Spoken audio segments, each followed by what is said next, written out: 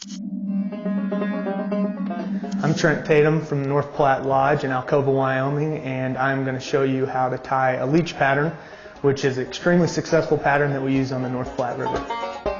This is a pine squirrel leech pattern that we use here on the river. It's probably one of the easiest patterns I know to tie.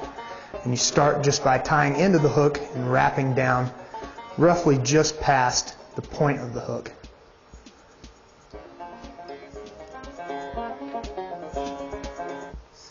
Alright, the next step after you've put your thread on, you're going to want to go in and take your pine squirrel, split it.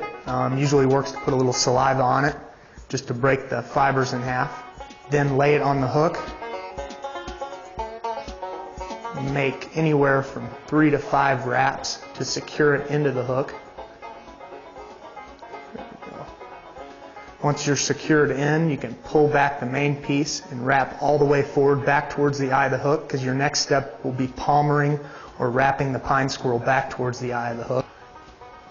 As you're wrapping, it doesn't hurt to take some more saliva and kind of lay back the fibers again, just to make sure you get a good clean wrap.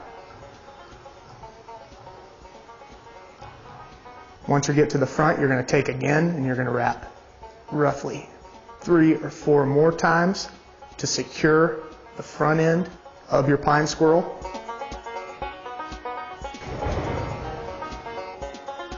Your next step is to palmer or to wrap the pine squirrel back up the hook. While you're doing that, it doesn't hurt to take a little bit of water or maybe some saliva just to pull the fibers back as you're going forward to get everything to lay well.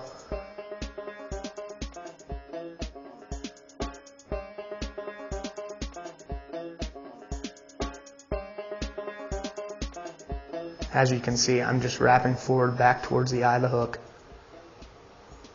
And as I'm wrapping, I'm holding the fibers of the pine squirrel back just to see and make sure that it lays well. And once I get to the eye of the hook, my next step is to take the thread and to just wrap it over anywhere from 3 to 5 times just to make sure that the pine squirrel is secured.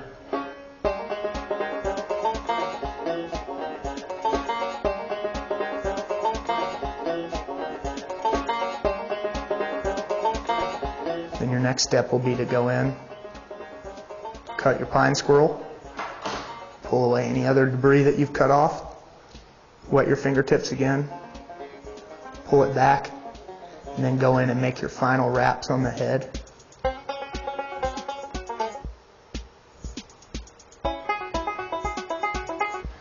And finally, to finish, you want to just take your wet finishing tool,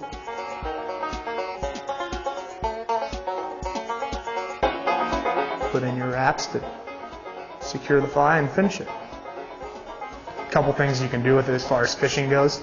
You can dead drift it under a nymph rig, which is probably the way it's most frequently used on the North Platte, or you can strip it as a streamer, and both are extremely successful and both catch a lot of fish. Trout, rainbows, cutbows, brown trout, cutthroat trout, which are all in the North Platte River.